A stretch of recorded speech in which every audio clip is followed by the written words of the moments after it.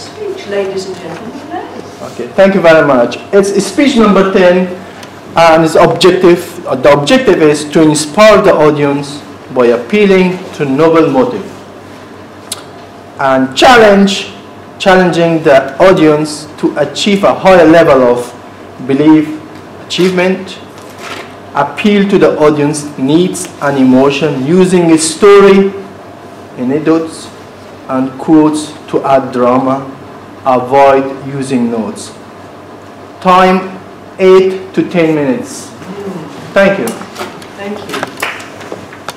Can I ask those to come to the stage?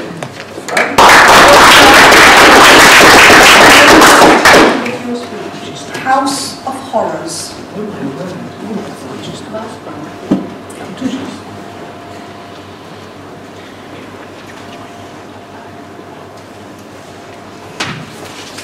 All be upstanding. Will the congregation all be upstanding, please?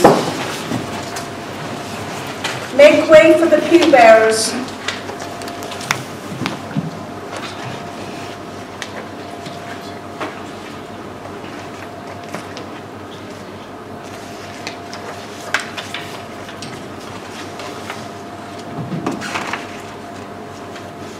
You may all sit.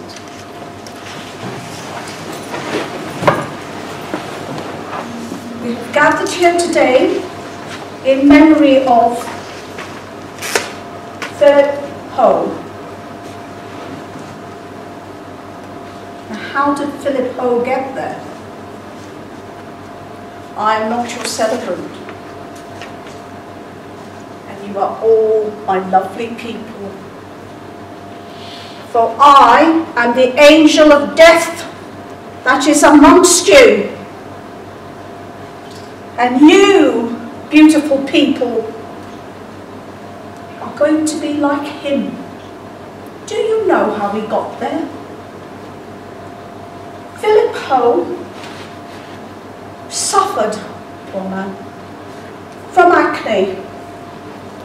In hospital, he has a break plastered with cream all over his body. He has to have, one of those things that bring you my way, the cigarette. Yonder he goes into the garden to have his cigarette, and the man goes up in flames. His wife's rung up by the hospital. Accident in hospital. How did that happen?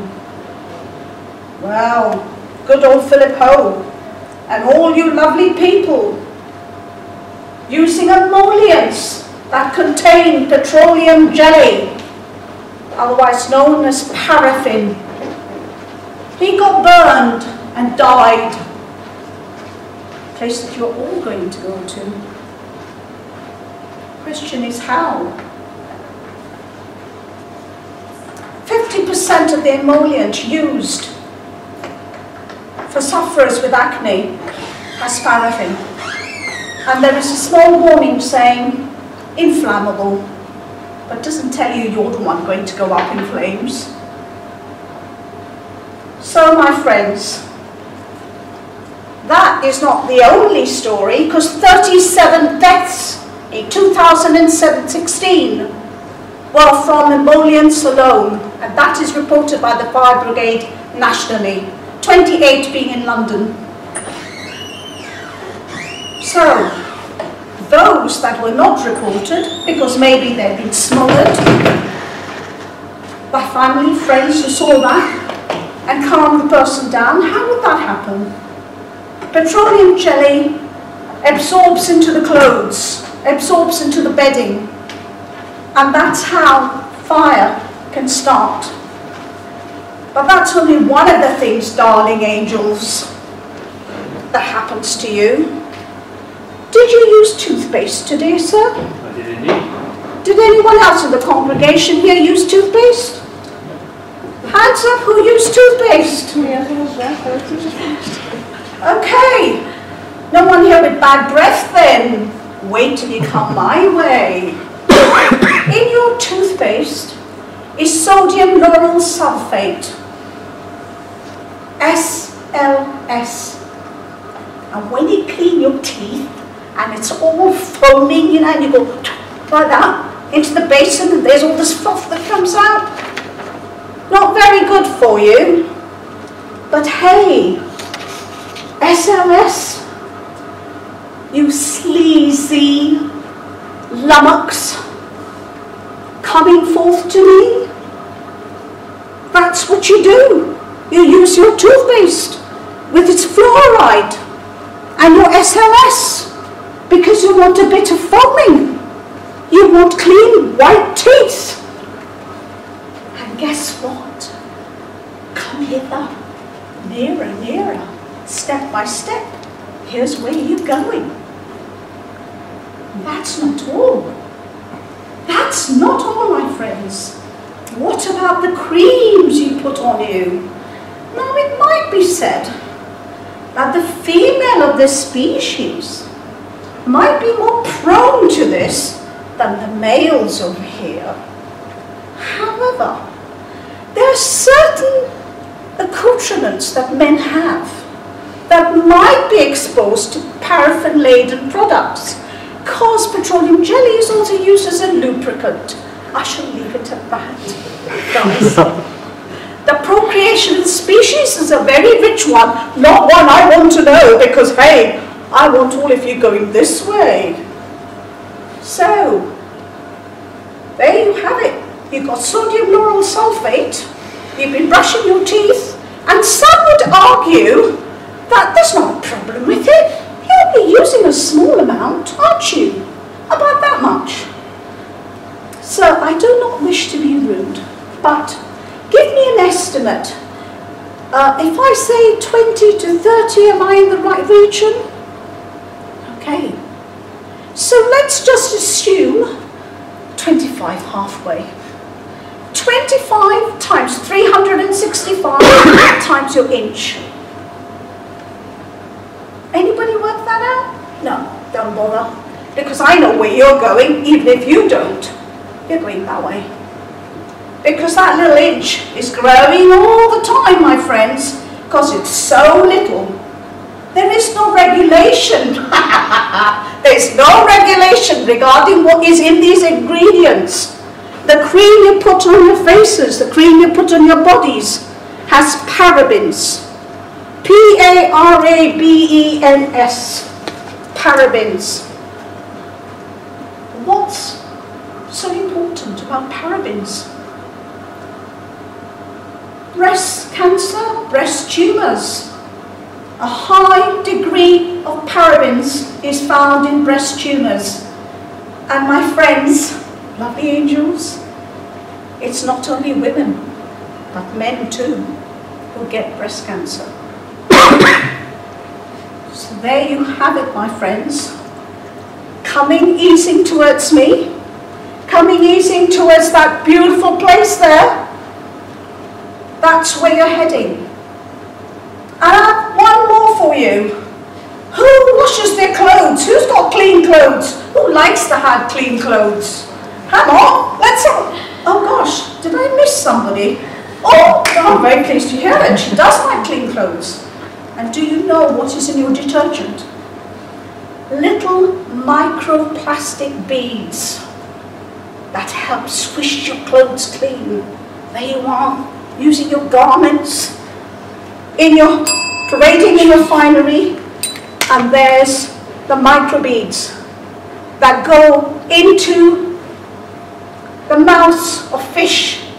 And guess what? Come back again because you eat the fish, and it's back in the ecosystem. So not only are you destroying yourselves, my friend, you're also destroying the planet. Why? Am I happy? Yes, I'm happy. So, how are you going to change it?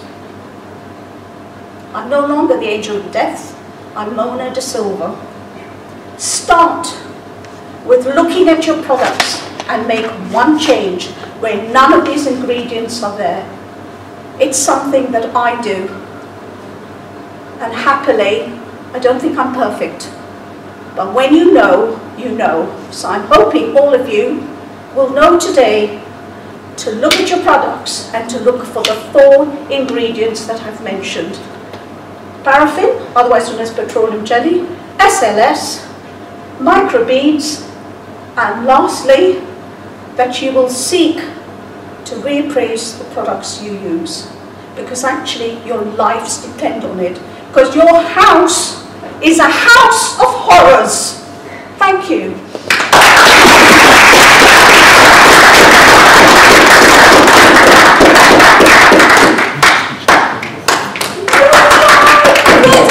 That was wonderful. We've got 2 minutes. I'm suggesting to review this speech amongst ourselves, and I think maybe 2 tables can talk together, get together, and you've got 2 minutes to discuss amongst yourselves what you thought about Mona's speech, what was good, and suggest. Are we all right with the clock for 2 minutes? Yeah. Thank you. What do you think of that?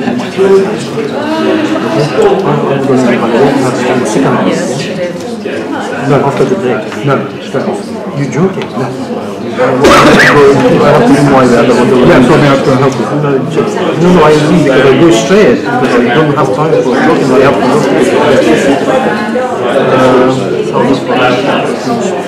so what you like? Yeah, you like the best way is to I go and talk instead of what would you want? Any recommendations? Oh yeah, this is a recommendation. I think that's the best. Don't mind. You're clear. Yeah, let me do it.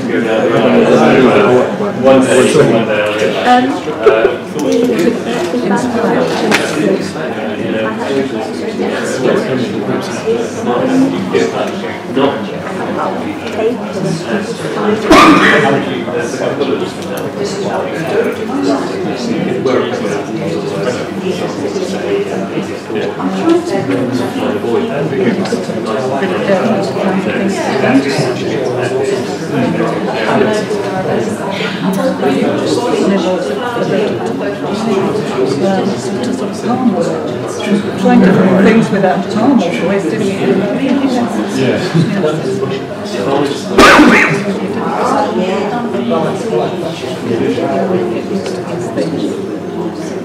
Yeah, I thought that was good. I don't know whether we're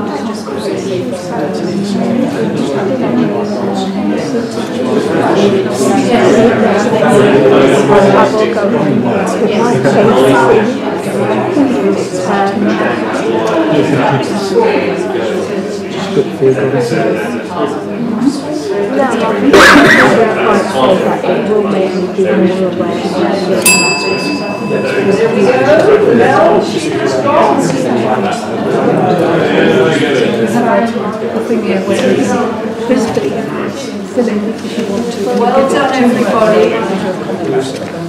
Well done. I hope you found that constructive. We have a slip here, and you will see that it says first speaker. If you would like to put a comment to give to Mona, please do so. Then you've got a measurement.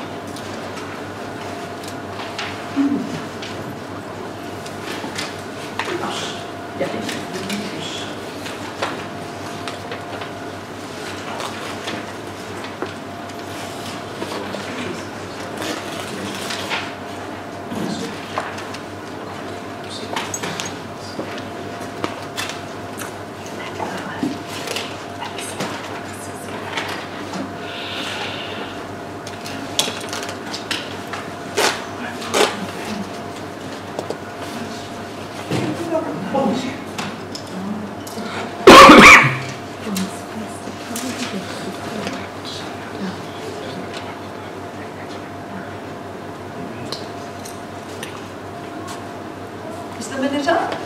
Yeah. Right. Thank you very much. We're going to try and keep to time. So we're going to move on very quickly. Our second speaker, who will come up in a moment, is Tony. Alison, Doing a long speech. Alison, we've got the evaluation. You're right. I apologise.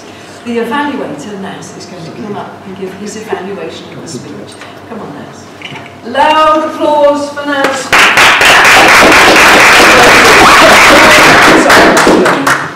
speech number 10 and the title of the speech, House of Horror. Excellent opening this speech, because it was speech number 10 as I was expecting. I was expecting to open it excellent. Relax, she took her time. It was a little scary. Tone of voice was excellent. Good movement. The stage presence was phenomenal. Asking a question from the audience, very in control way. And I've seen the speech was there and also the acting was there. Both of them was gone together. I can say that the whole package was there. It was a bit funny in a way. And later on the acting got better and better and better. In the beginning your hand was a bit tight in your chest with your things. But later on then you move your hand, the hand gesture, and the acting get better. I was thinking that I watched theater. It was like a theater. I think most of you will be agree. Have you done some acting before? It was some acting. You done As a kid. Okay. So that's why. It was like, the speech was like starting and middle and finish. A lot of things was going on in the middle, lots of story, and you finish it simply. So it was like my warm-up, starter, main course, and finish dessert. So you did it very well. And that's a kind of recommendation. And in terms of recommendation, we were like, as I mentioned it before, that your hand was tight in the beginning. And of course, we always talk, when we talk on the stage, we can't go to the audience, but once, twice, that's enough. If you do too much, it can damage your speech. It can. Because we don't need to prove that just go much that I'm confident, you can stay on the stage always. I think that's my recommendation personally. And that was enough, once, twice. I think this is it. Does anybody else want to add something for the Muna de Silva speech? I'm not really experienced of evaluation of speech, but I tried today speech number 10, it was so difficult. Does anybody else want to add something? Talk about Muna de Silva speech? Anybody? I loved her speech. Yeah. Yeah. I thought it was very dramatic in the beginning. You had me there. You had me like all the time waiting for you to tell me off. What are you going to do with your life? Do something with your life. Don't set your house on fire. Don't set your face on fire. I thought it was great. Yeah, in terms of structure, it was very clear. In terms of the message was delivered. I'm definitely going to check on my message. So you did achieve your inspiring the audience, at least with me. So great speech. I cannot find any feedback, things to improve on, because I was engaged there all the time. So very good. Is anybody else? Yes, a little bit, but maybe she could have chosen a different methodology and come and say, well, you know, it is really bad for your health, for the environment, you know, and be like a teacher and tell us what to do and what not to do. But she chose this dramatic way of communicating, which reached the purpose and her intent better than the normal way of communicating. So that is what I think would be appreciated about the speech. Thank you, it was a great speech. Ladies and gentlemen. Thank you very much.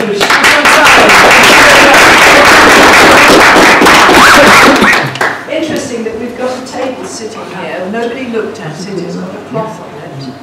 And yet Mona put some flowers and a picture on it, and instantly it was something else.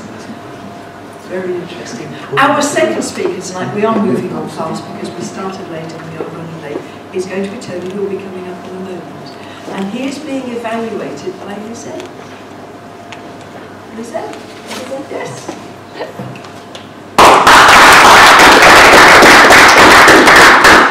So if you'd like to tell us what he's trying to achieve in this speech, that would be honest. Thank you very much.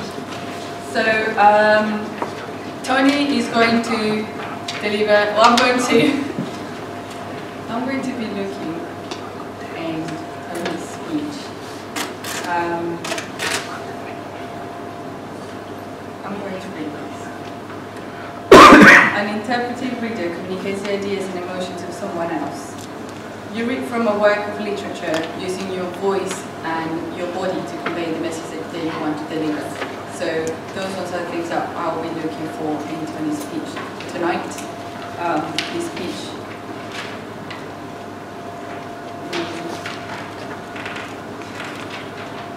is nowhere and nothing. Please give a warm welcome to Tony, please.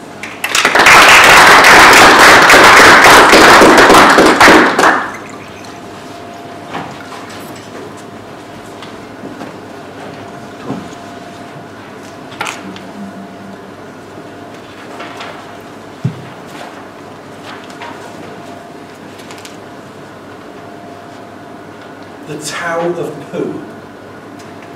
You mentioned Winnie the Pooh earlier. As it happens, that's what I'm going to be reading this evening. It's called Nowhere and Nothing. Where are we going, said Pooh, hurrying after him and wondering whether it was a explore or a what shall I do about you know what. Nowhere, said Christopher Robin. So they began going there.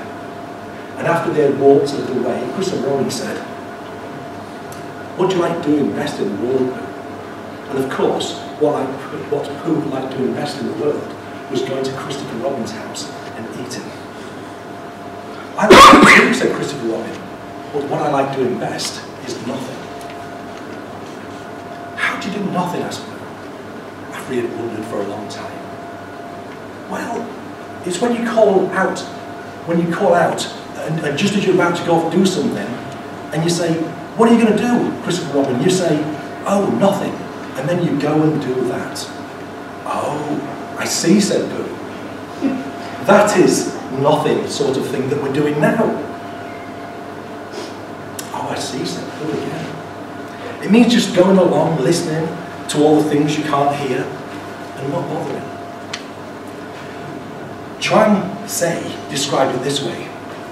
Consciousness wandered north to the land of the dark waters and climbed the unnoticeable slope, where he met speechless non-doer.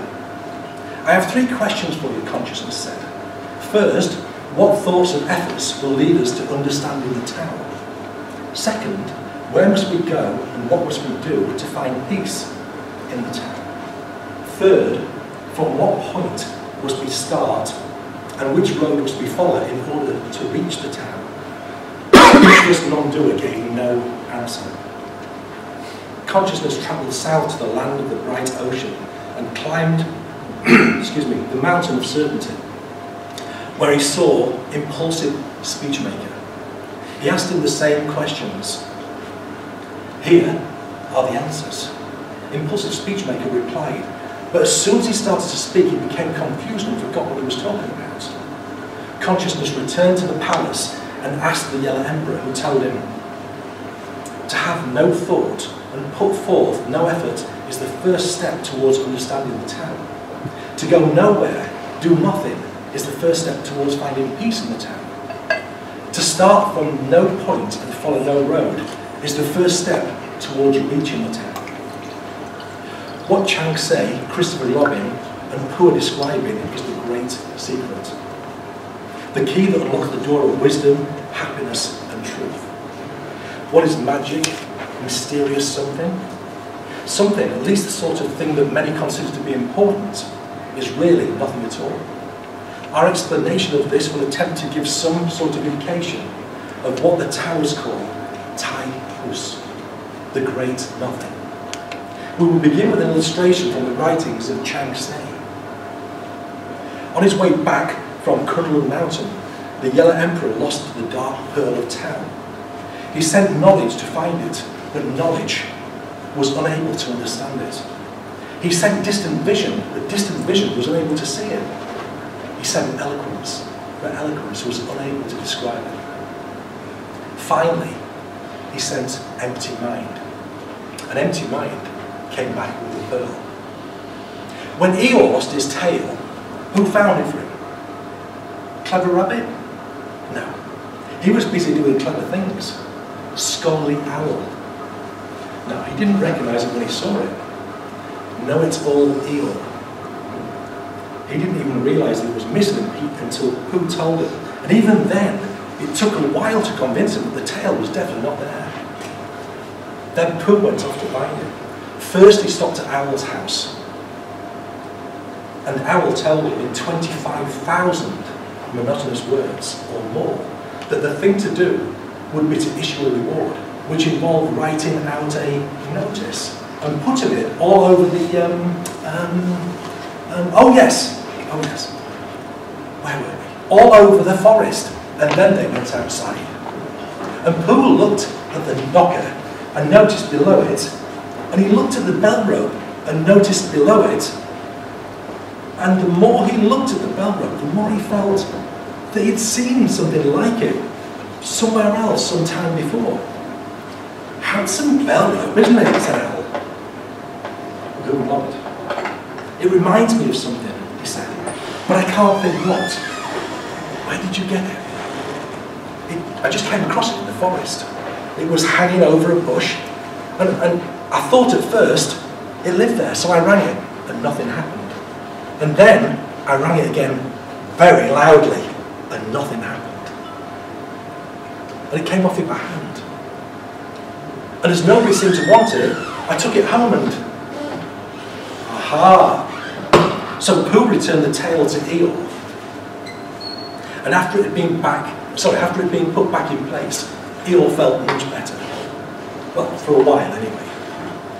An empty sort of mind is valuable for finding pearls and tails and things because it can see what's in front of it. An overstuffed mind is unable to. While the clear mind listens to a bird singing, the stuffed full of knowledge and cleverness mind wonders what kind of song the bird is singing. The more stuffed up it is, the less it can hear through its own ears and see through its own eyes. Knowledge and cleverness tend to concern themselves with the wrong sort of things. And a mind confused by knowledge, cleverness, and abstract ideas tends to go chasing off after things that don't matter, or that don't even exist, instead of seeing, appreciating, and making use of what's right in front of it. Let's consider emptiness in general for a moment. What is it about a Taoist landscape painting that makes it seem so refreshing to so many different kinds of people? The emptiness, the space that's not filled in. What is it about fresh snow, clean air, pure water, or good music? As Claude Debussy expressed it, music is a space in between the notes. Whoa, baby! Oh, baby! A wango, wango! Baby, don't leave me, baby! Like silence. After noise or cool, clean water on a hot, stuffy day, emptiness cleans out the messy mind and charges up the battery of spiritual energy. Many people are afraid of emptiness. However, because it reminds them of loneliness, everything has to be filled in, it seems. Appointment books, hillsides, vacant lots. But when all the spaces are filled, the loneliness really, really begins. Then the groups are joined, the classes are signed up for, and the gift to yourself items are bought. When the loneliness starts creeping in the door, the television set is turned on to make it go away. But it doesn't go away. So some of us do instead. And after discarding the emptiness of the big congested mess, we discover the fullness of nothing. One of our favourite examples of the value of nothing is an incident in the life of Japanese Emperor Hirohito. Now, being emperor of one of the most frantically Confucianist countries in the world is not necessarily all that relaxing. From early morning until late at night, practically every minute of the emperor's time is filled with meetings, audiences, tours, inspections, and who knows what. And through a day so tightly scheduled that it would make a stone wall seem open by comparison, the emperor must glide like a great ship in a steady breeze. In the middle of a particular busy day, the emperor was driven to a meeting hall for an appointment of some kind, but when he arrived, there was no one there. The emperor walked into the middle of the great hall. He stood silently for a moment, and he bowed to the empty space. He turned to the assistant, a large, beaming smile on his face. "We must schedule more appointments like this," he told them. "I haven't enjoyed myself so much in a long time." In the 48th chapter of the Tao Te Ching, Lao Tse wrote, "To attain knowledge, add things every day. To attain wisdom, remove things every day." Lao Tse described the principle in his own humorous way. "I am learning," Yen Hu said. "How?" the master asked. "I forgot the rules of righteousness and the levels of benevolence," he replied. "Good, but could be better," the master said. A few days later, Yen Hu remarked, "I am making progress." "How?" the master asked. "I forgot the rituals and the music," he answered. "Better, but not perfect," the master said. Sometime later, Yen Hu told the master, "Now I sit down and forget everything." The master looked up, startled. "What do you mean you forgot everything?" he quickly asked. "I forgot my body and senses and leave all appearance and information behind," answered Yen Hu. "In the middle of nothing, I join the source of all things." The master bowed. "You have transcended the limitations of time and knowledge. I am far behind you. You have found the way." Gathering, analysing, sorting and storing information, these functions and more the mind can perform so automatically, skillfully and effortlessly, like a plastic toy by comparison. It makes a computer look like a plastic toy by comparison. But it can do infinitely more. To use the mind as it's all too commonly used, and the kind of things that it's usually used on, is about as inefficient and inappropriate as using a magic sword to open a can of beans. The power of a clear mind is beyond description, but it can be attained by anyone who can appreciate and utilise the value of nothing.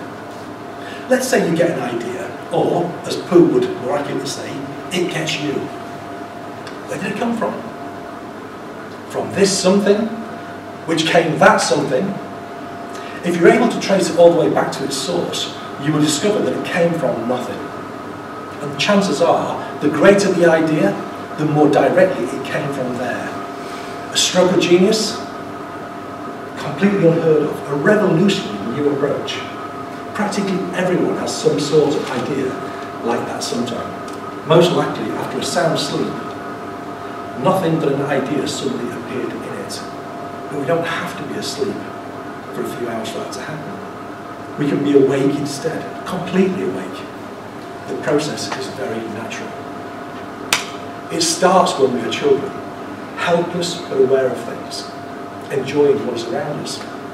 Then when we reach adolescence, still helpless but trying to at least appear independent. When we outgrow that stage, we become adults. When we outgrow that stage, we become adults, self-sufficient individuals, able and mature enough to help others. We have learned to help ourselves. But the adult is not the highest stage of development. The end of the cycle is that of the independent, clear-minded, all-seeing child. That is the level known as wisdom. When the Tao Te Ching and other wise books say things like, return to the beginning, become a child again, that's what they're referring to. Why do the enlightened seem filled with light and happiness like children? Why do they sometimes even look and talk like children? Because they are. The wise are children who know. Their minds have been emptied of the countless, minute somethings of small learning and filled with wisdom of the great nothing, the way of the universe. They walked on thinking of this and that, and by they came to an enchanted place on the very top of the forest called Galleon's Lap, which is 60-something trees in a circle. And Christopher Robin knew that it was enchanted because nobody had ever been able to count whether it was 63 or 64, not even when he tied a piece of string around each tree. And after he counted it, being enchanted, its floor was not like the floor of the forest, with gorse and bracken and heather, but close-set grass, quiet and smooth and green. Sitting there, they could see the whole world spread out until it reached the sky. And whatever there was, all the world over, was with them in Galleon's Lap.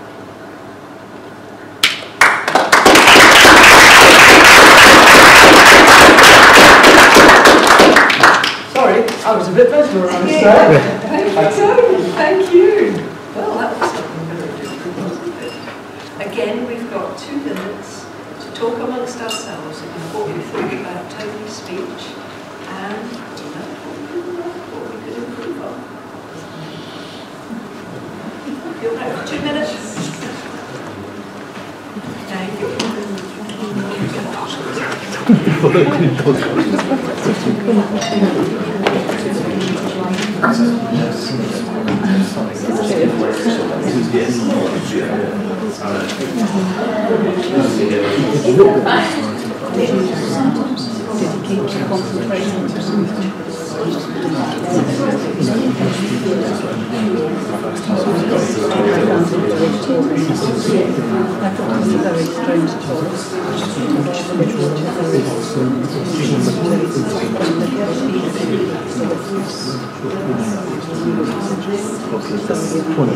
It's partly because I'm doing two speeches.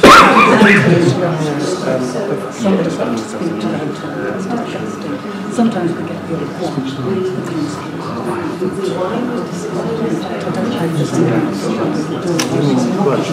The book? Yeah.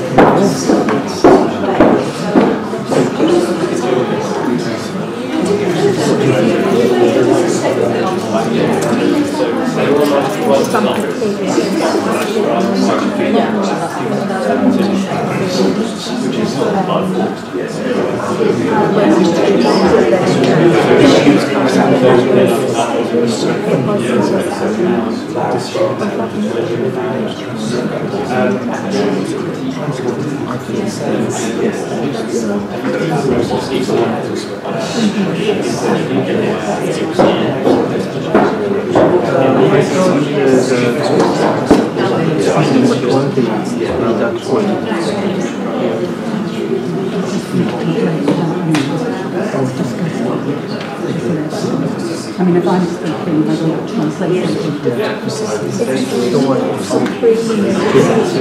Yeah, no, not quite, but one is all right, but we've had what, about 7 years. Well done, 2 minutes.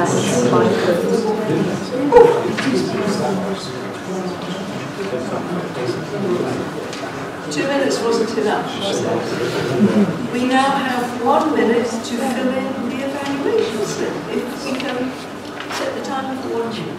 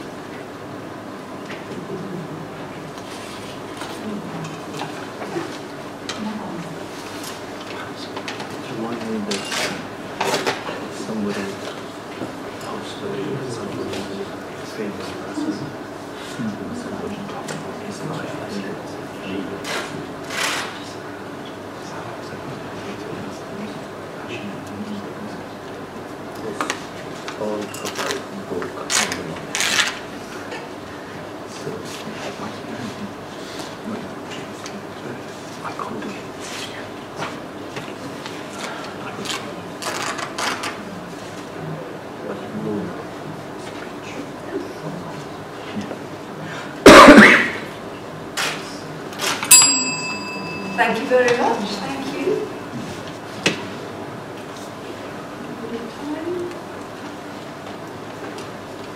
I would like to welcome Lisette back onto the front to do her evaluation. Ladies and gentlemen.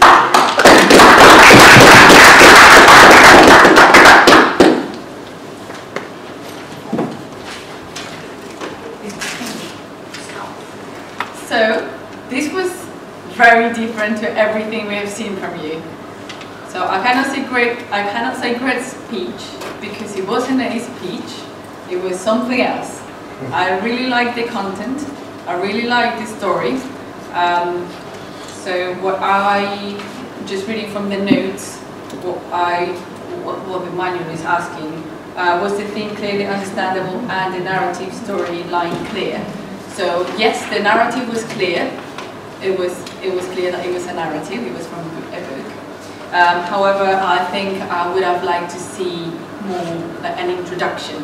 I would have loved to see you saying, we're going to talk about this book impacts me, or I like it because of this reason, or is about this subject in the beginning. There could have been more vocal variety. The subject was really interesting. Maybe you could have done the voice of Pooh. Oh, hello. I don't know. Something like that to keep us there, like, wow, you're there, you're in the book. You like are reviving this story. I don't know if reviving is an actual word, so it's not. Rhythm was great. We could all follow at any point. I think if emphasis in certain areas would have been great to have, because as we could easily follow you, we could also get disengaged easily. Maybe it was just me because I knew I had to be aware that I had to do the evaluation.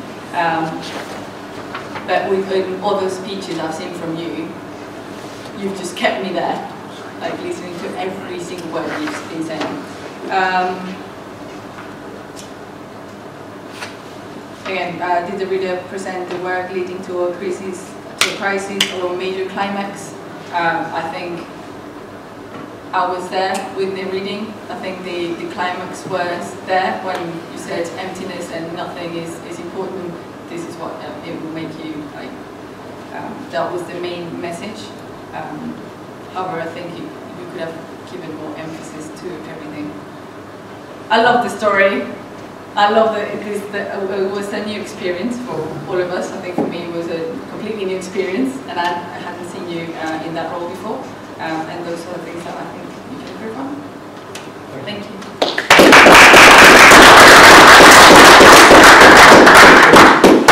I'm a little still thinking about this. There was a lot to chew over, wasn't there? I think there was a lot there. We are moving on because we have to. I think it would be nice to have a 10-minute break and evaluate that ourselves in our heads. But we have to move on. We have 4 speeches tonight. So we are moving on. Our third speaker this evening is Janine, and she will come up shortly with what's wrong with grammar schools. And to evaluate Janine is Viola. Can I introduce you to the stage? Thank you. And a round of applause. So hello everyone. I came after a long day. I came tonight here. I said, okay, I'm relaxed. I will just listen to the speeches. And I have no role for tonight, but I have a complicated role because Janine is a much more experienced speaker than me. And today her project is a researcher topic. And the aim is to select a subject of importance to the audience that requires a large amount of research. So she has to collect information and illustrate her purpose from a variety of sources. So I hope I'll do a good job, and well, we welcome you to the stage. Or? Yes, that would be lovely.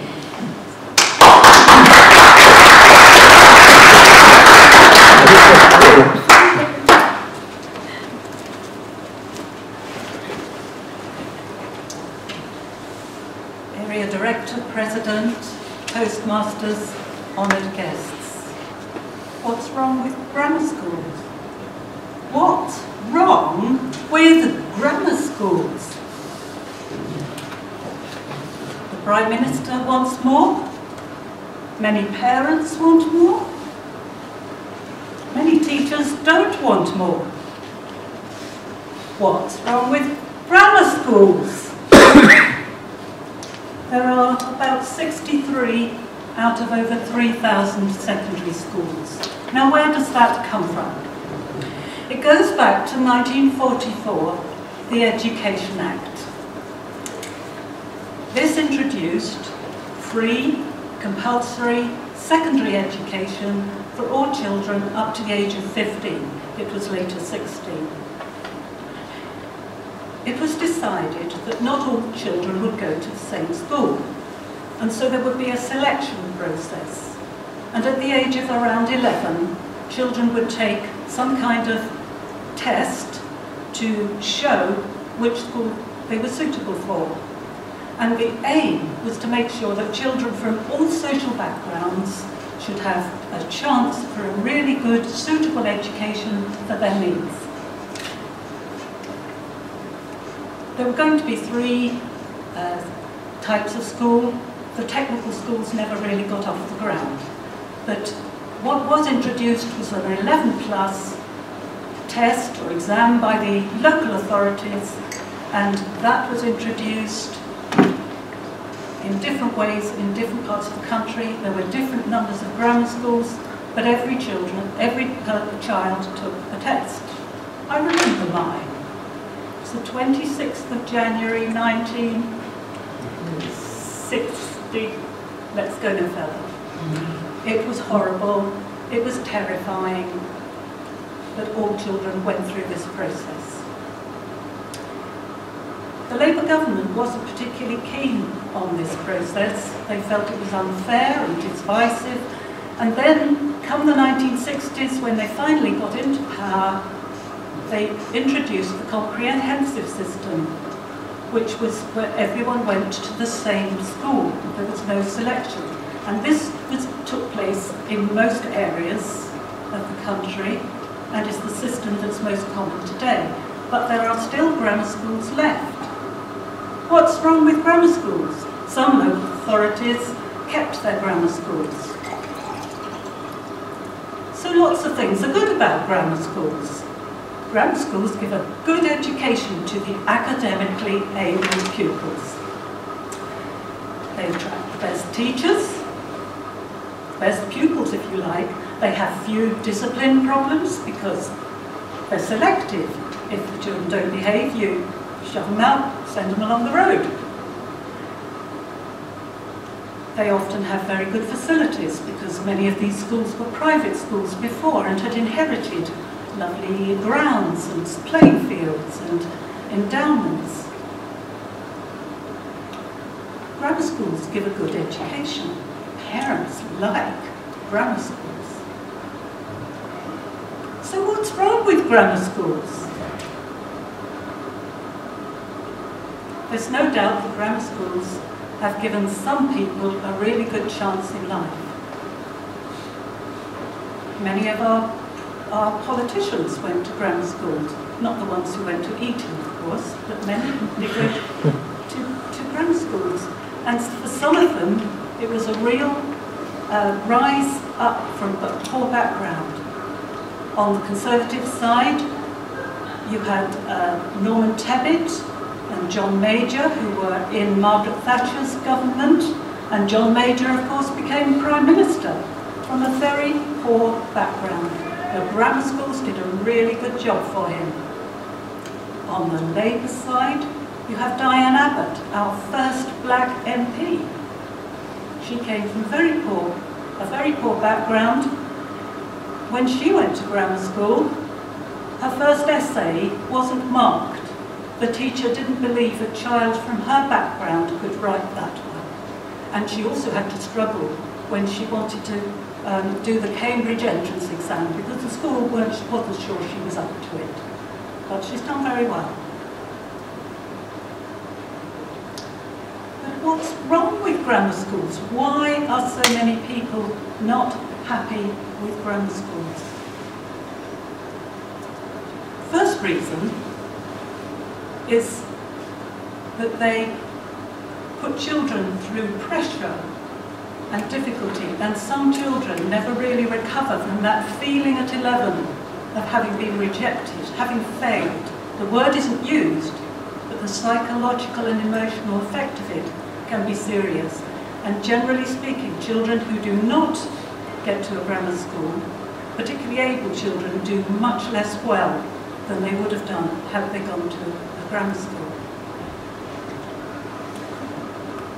Another reason is that grammar schools have failed with what they were supposed to do, which was to give children from poorer backgrounds the same opportunities as those from well-to-do backgrounds. So what actually happened? Well, what happened was that wealthier parents learned how to work the system. Money talks. If you are wealthy enough, you can move to the right area. A map of the costs of housing will show you pockets around all the selective grammar schools, because parents want their children to go to those schools, so all the property values go up. That favours those who've got money. Parents who want their children to go to grammar school will have coaching for their children. In some areas, almost every child has coaching for the grammar schools.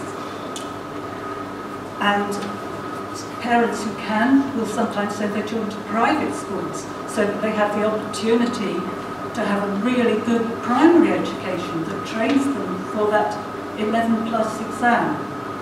The net result is that children from well-off parents have 4 times the chance of getting to a grammar school than children of the same ability from a poor background. That was first shown right back in 1958. It's been shown again repeatedly over the years that children from poorer backgrounds are less likely to get to grammar school. Research out this year has sadly shown it is just the same. The measure used this time was free school meals. You may know that children from poor backgrounds are eligible for free school meals. The number of children in the country as a whole is 13.2%. The number of children in grammar schools with free school meals is 2.5%. And that is to a large extent because they don't get the grammar school places according to their ability. What's wrong with grammar schools? What's wrong with grammar schools? What do you think?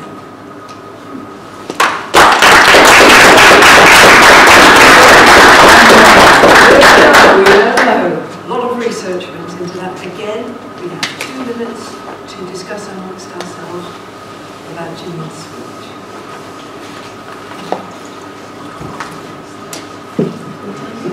Two minutes? 2 minutes.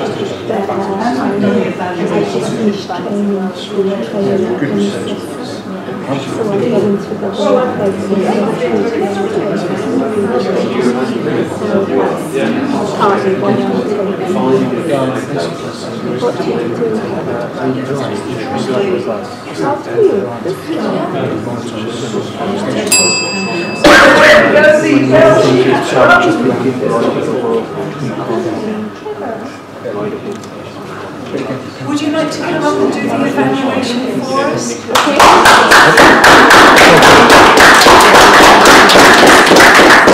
I have to read because I wrote down many points. For me it was important, interesting information because I've never studied England, so I don't know actually what grammar schools are. I didn't know. And what I really liked when Janine came here in the beginning was her voice and her body language, because she used body language and the voice to inspire the audience, especially by emphasizing the question and repeating the question also during her speech. It seemed to me it was a well-researched speech because the law was cited in the first legal act, and there were given examples from the personal experience, from history, and an example of the first black MP who said in grammar school, which made me remind of every time I do a good job and a man doesn't believe because I'm a woman. It's a good job, so I quite connect there. I like the facial expressions because I noticed that her facial expressions express the feelings. For example, she would recall her childhood, and her expression would also communicate that. It was she was very clear when she explained the negative and the positive aspects of the grammar schools, and she also used to use hands. For example, when she was speaking about private schools and some others who are children here, but sometimes I should say that the hands were closed like this, and then they were like this. So I don't know if this is a nervousness when they are more closed, or it was because you were recalling memories that were not so pleasant. But sometimes I just had the feeling that closed hands were fine for certain parts of the speech, but for other parts of the speech it would be better to use to have a more open attitude and maybe use the audience, the space here a little bit more. And also about something else about local variety, which is very good I think in the beginning. Then I noticed that during the end of the speech there were some tend to lower the voice when we end the sentence. So that is one point I can find that could be improved. So I find one point this time, I remember. And maybe another way to engage the audience was, I felt engaged, but maybe a more, like a stronger way to engage the audience instead of asking direct questions about grammar schools, if anyone has been to a grammar school or what was the experience in a grammar school. And thanks exactly for your suggestion. But all in all, I think it was very well. I mean, the purpose of the speech was reached, so it was a well-researched speech, and it was interesting information. For me, it was new information, and it was and the examples that you gave from history and from your personal experience gave a good illustration of the purpose. So, all in all, I think it was excellent. So, except for last points. Well,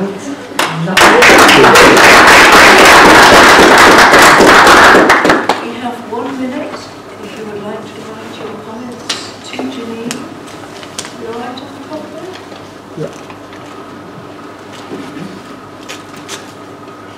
Taboo! We are not allowed to ask the speaker questions in Toastmasters. It is taboo, forbidden, not allowed, verboten, intervene, not allowed.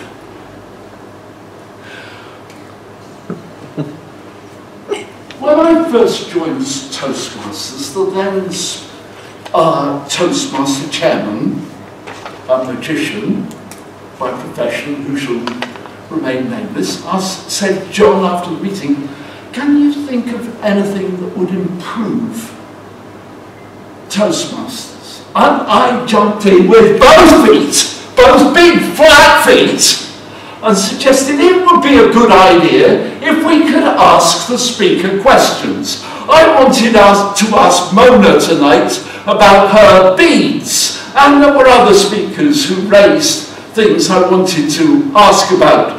The speakers asked us rhetorical questions, but nobody was allowed to speak from the floor. Why would you want to do that? I answer terribly. I've been to a number of speeches, as we all have, that have been as boring as hell, and we have gone to sleep during them. The people who made them should have come to Toastmasters. Most of them have been read. Dreadful thing to do. And we don't do it here, very rarely. An example, I've been to 2 seminars at Bournemouth University. One was both subjects that interested me very much. One was on interactive multimedia and the other was on marine archaeology. And the speakers started on the dot, read their speeches for about 3/4 of an hour each, and then went straight on to the next speaker, and they did that for about 3 hours. People were snoring and back over. Is there anybody there? And I wanted, but when in a talk like that, questions are allowed at the end, the speaker comes to life and speaks off the cuff.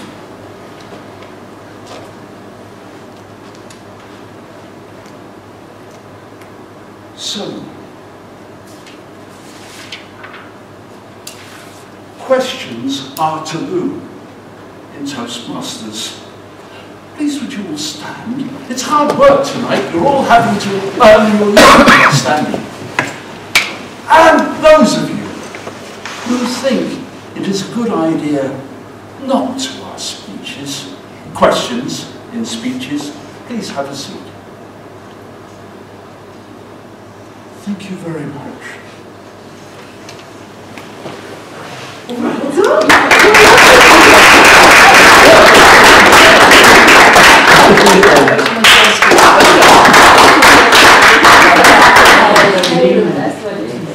Okay, I'll try and do this in some kind of rough order.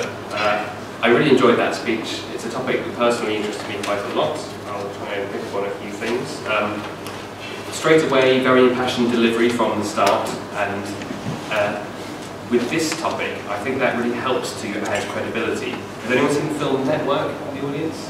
Yes. The scene where the newscaster says, "I'm as mad as hell and I'm not going to take it anymore," and you can just feel the energy of the audience going, "Yeah, we want to listen to this guy." So when you're doing an emotional topic, an emotional appeal is a great way to open it and establish yourself as an authority of speaking. The signs were fantastic. Building a human rapport with the audience, I thought was a very good way of the audience engagement, knowing who you're speaking to, what's going to make them laugh, what's going to open it up. Standing on stage and enunciating the word necrophilia is a very bold move, and that could go very wrong, but you know who you're talking to here, and it went very right. And humorous misspellings as well, I thoroughly enjoyed. Certainly succeeded in capturing the interest of the audience, very bold topic, and the fake opening of, we're not going to talk about this, we're not going to talk about that. You hear everyone sweating in the room thinking, oh no, religion, oh, politics. Very good gesture, very good physicality. Feet came off the floor as well, that's great, something I'd like to do more of in line with speeches. It's a not very common manoeuvre. Deceptively well organised as well. It kind of had this faux haphazard style.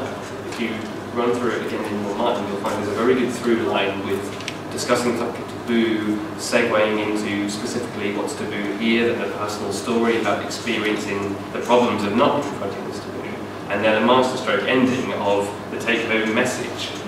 So, are we going to have questions in the future? I believe you had a unanimous vote in favour of your motion, so I would call that persuasion successful.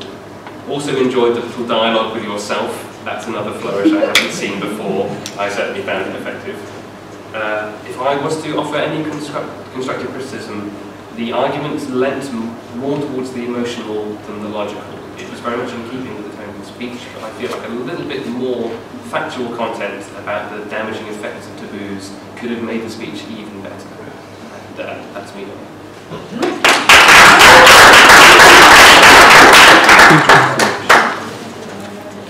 I seem to keep doing things a bit topsy-turvy here, but I think it's time for the Times.